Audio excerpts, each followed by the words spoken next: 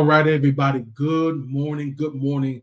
What's going on? What's going on? There we go. That's a little bit better. Welcome to Family Morning Transformation with yours truly, DMPSpeaks. It is a wonderful Monday morning to your work day, and some of you are going, your kids are going back to school, so it's really busy. So I don't want to hold up your time, but I'm excited to be in front of you on this morning. I hope that you guys are doing well. I hope that you're feeling well.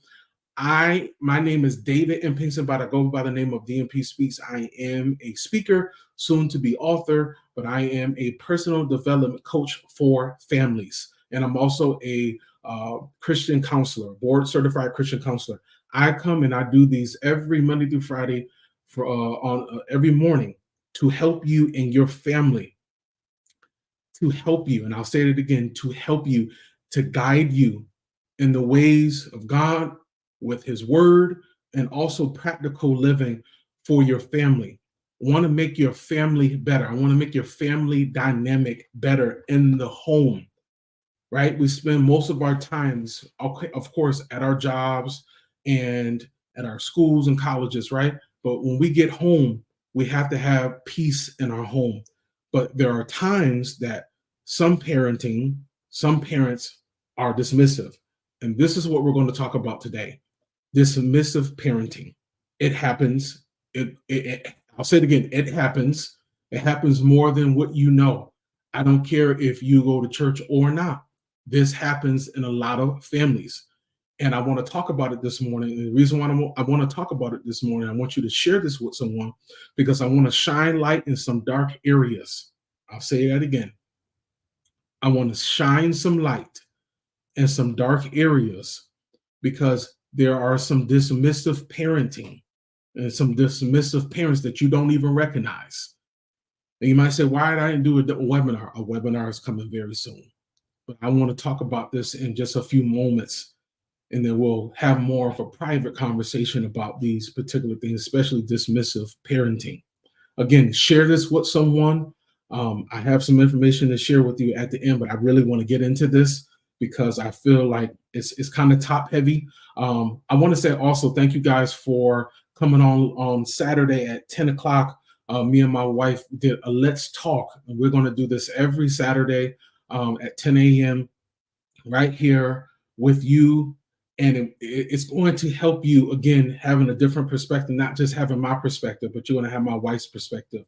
And then sometimes we're going to have other couples come on. We're going to have other people come on. It's going to be an amazing thing, I'm telling you, as we continue to grow it. Thank you all who shared. I want your comments, though. I want your comments. I want you to get on here, and I want you to comment. But look out for what's on next Saturday. So let's get into this dismissive parenting. Excuse me. Now, what is dismissive parenting? It's minimizing or ignoring or dismissing your child's feelings or emotions. I'll say it again. What is dismissive parenting? It's minimizing, ignoring, dismissing your child's feelings and or emotions. Sometimes parents that are dismissive, they're judgmental. They're very critical of their child's choices and their decisions. They never feel that their child is doing enough. And if they are doing something, they're not approving of it because it's not what they like, so they shouldn't be doing it, right?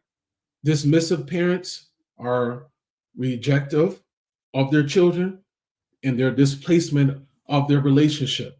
It's not healthy. It's never really been healthy. A lot of adults have this issue with their parents.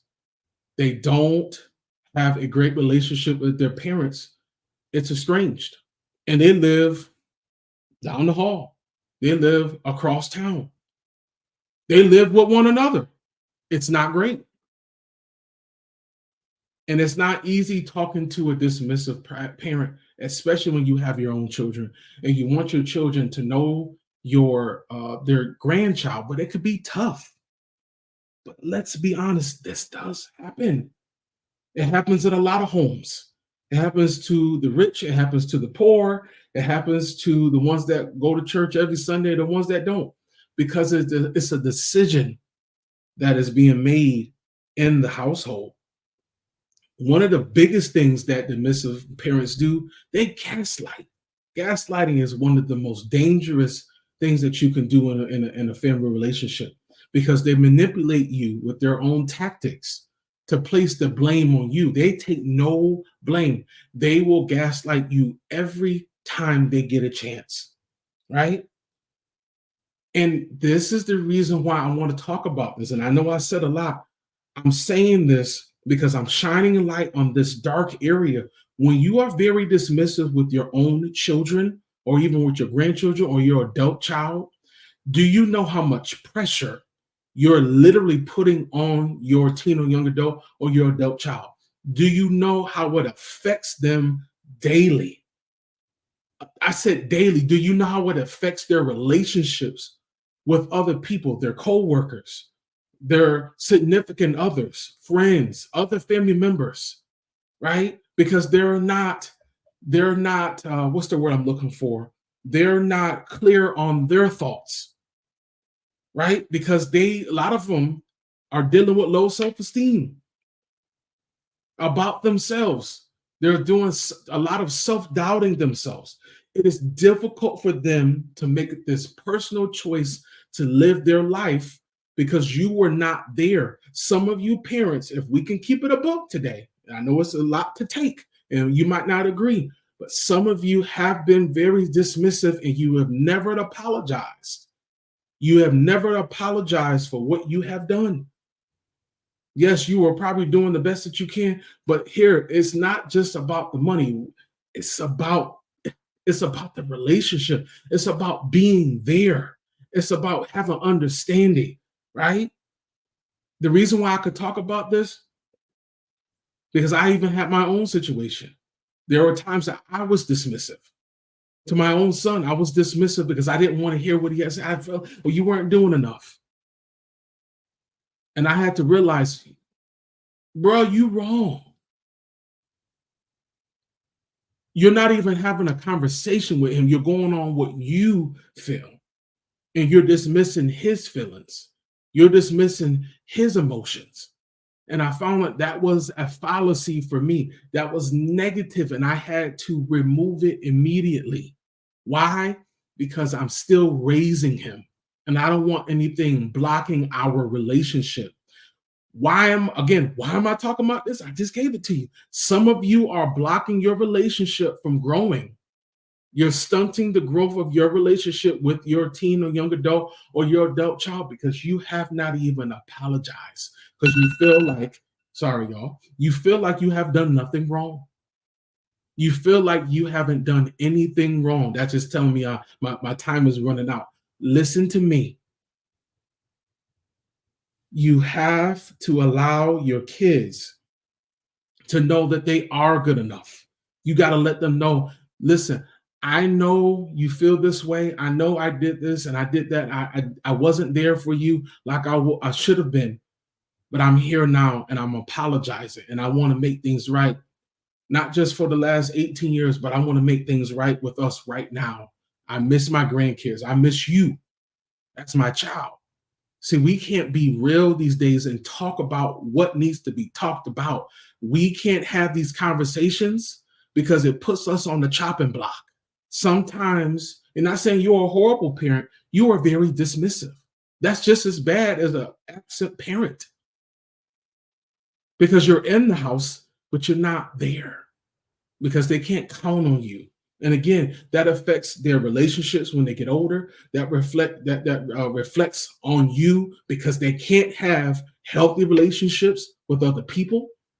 They can't find their mate because they have trust issues. It's deep, y'all. It's deep. We got to stop allowing these things to grow and fester and affect our family relationships and being dismissive, right?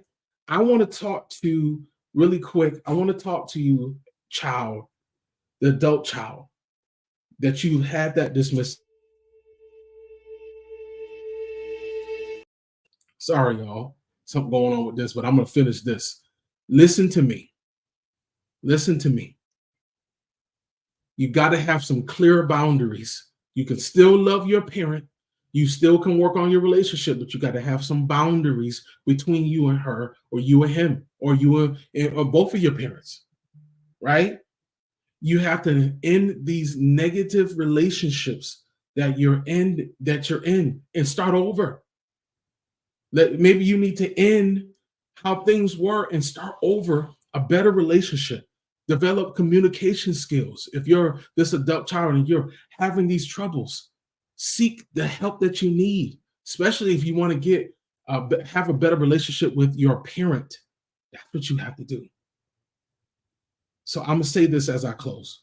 It is very important that you recognize dismissive parenting, or if you had a dismissive parent, it's never too late for you and her or you and him to bond, but it's also important for you to work on your boundaries, to work on you, even if you need time from that parent, so that you can work on you, so that you can grow into the person that you need to be in this lifetime.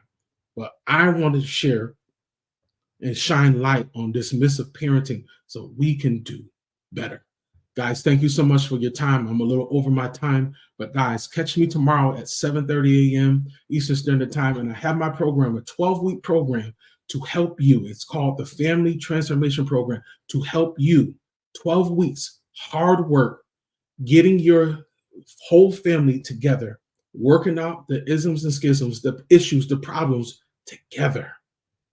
And at the end of 12 weeks, I guarantee, and I'll say that again, I guarantee there's going to be progress. But even after you are done with the program, you have to put in the extra work to keep it going.